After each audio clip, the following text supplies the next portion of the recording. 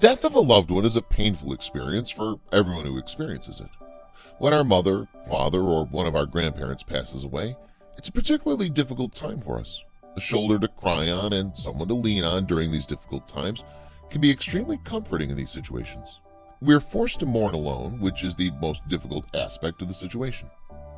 During today's episode, we'll share with you a rather tragic story that took place deep in the Russian far north. A teenage girl has spent her entire life living with her grandmother. Rather than reaching out to her relatives and neighbors for assistance when the elderly woman died and the young girl was left alone, they decided to take advantage of her plight in a cruel and inhumane manner. Svetlana was a teenage girl who lived with her grandmother in a remote village in the Russian countryside. Why was it her grandmother who raised her, and why was she adopted? Because her parents had been deceased for a long period of time. After her mother died in the hospital while giving birth to the girl, Svetlana's father entered a state of tango and committed suicide when she was only 3 years old.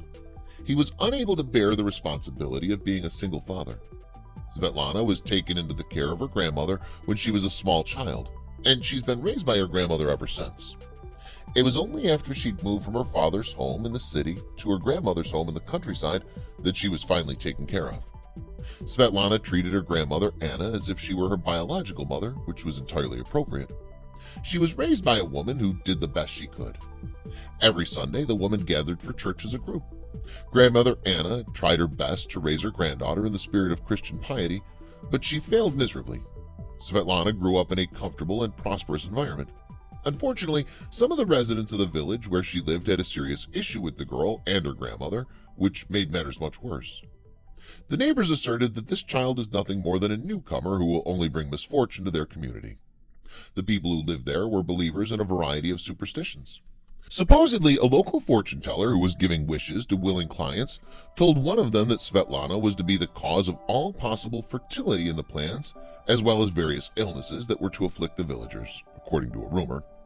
It goes without saying that no one in their right mind would believe such nonsense. However, this fortune-telling spread throughout the town fairly quickly, and for some reason it was quite firmly etched in the minds of the residents by the very superstitious that had spread throughout the town. Svetlana and her grandmother Anna were both considered to be black sheep in their village. Despite the fact that the girl had numerous friends at school, none of her parents permitted them to pay her a visit.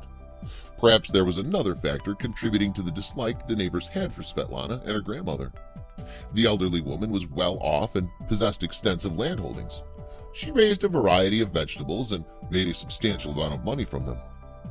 And despite the fact that she never made a big deal out of it and lived a very modest life, word got out that she was hiding a substantial fortune somewhere in her home, which she never acknowledged.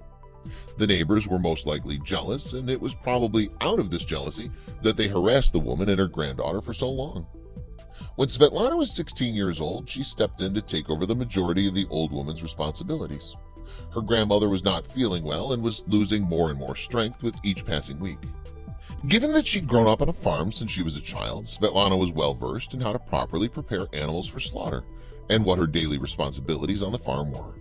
She was also well aware that should her grandmother pass away, she would inherit the entire farm, house, and land that had belonged to her grandmother. However, she had no idea that this day would arrive so quickly. There was a terrible event that occurred one day. Svetlana was preparing a delicious breakfast for her grandmother just like she did every day. The elderly lady enjoyed their morning discussions over steaming mugs of hot tea. Unfortunately, Grandma was unable to attend the meal on that particular day. As she was waiting for her grandmother, Svetlana waited for several dozen minutes without receiving an answer. The young lady made the decision to enter the old woman's room. She was, however, unprepared for what she encountered there. Gran's body was partially wrapped in bedclothes on the floor beneath the grandmother's feet. She had not left, and she was completely devoid of color. Her departure was most likely caused by a stroke, which occurred during the night, according to the evidence. The elderly woman appeared to have wanted to get out of bed at that point and call for assistance, but was unable to do so. Svetlana was completely at a loss for what to do. She tucked the elderly woman back into bed and began to pray over her, repeating the rosary over and over. She went to the parish priest to inform him of the terrible tragedy that occurred. In response, the priest informed her that he was currently finishing up renovations at the church and that he would be able to conduct the funeral ceremony in 3 days at the earliest. He also mentioned that it was said in a pleasant manner. In fact, her grandmother was still lying in her home at the time of the incident. It was intended to be a token of respect for the deceased. The young lady accepted the current state of affairs and immediately returned home. She had not anticipated that they would come face to face with something unpleasant on the spot. Svetlana noticed a small group of people who had gathered in front of her house and decided to investigate. The majority of them were elderly women who happened to be neighbors of the grandmother Anna. Astonishingly, some of them didn't say anything and instead went inside the house and walked around as if they were looking for something. Svetlana was shocked. The young lady approached the entire group and inquired as to what was going on. She was completely unprepared for what she was about to hear. "What were you doing here in the first place?" one of the women inquired. "We were informed that your grandmother had passed away."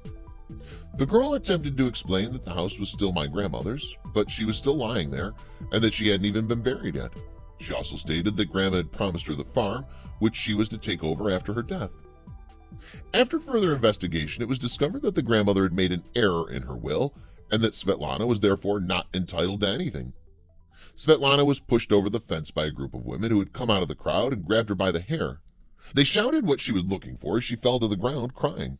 Not only that day, but she had been pushed over the fence several times before. The village leader had to have been involved in this scheme somehow as well. Svetlana sobbed and stood by as the neighbors searched through the house, room by room, for the old woman's valuables and money. They were obviously frustrated because they were unable to locate anything. Svetlana returned to the church, hoping to pray not only for her grandmother's soul, but also for herself. She spent the next 2 hours on her knees, imploring God for assistance. Someone had called the church looking for Svetlana, and when the girl answered the phone, she discovered that it was a bank representative who had called to inquire about her whereabouts. The man told her something that completely threw her off her feet. It turned out that her grandmother, Anna, had, just before her death, transferred all of her money into an account that belonged to Svetlana.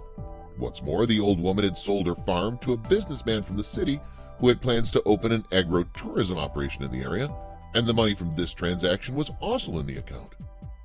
However, you should be aware that from that point on, she did not have to be concerned about money until the end of her life. It appeared that Svetlana's grandmother was well aware that her neighbors would make her grandmother's life miserable after her death, and she decided to protect her granddaughter in this manner for the future. After the funeral, Svetlana decided to move to the city and attend university. She purchased a large apartment in the center and began a wonderful new life. As for her nasty neighbors, they were not too pleased with the whole situation. Each of the women who had their hair in their eyes needed to compensate him for the property that had been destroyed during the apartment construction. With that and everything else for today, I'd like to know what you think of this story. If you liked it, please forward it to your friends and family. In the meantime, stay warm, and I'll see you in the next episode.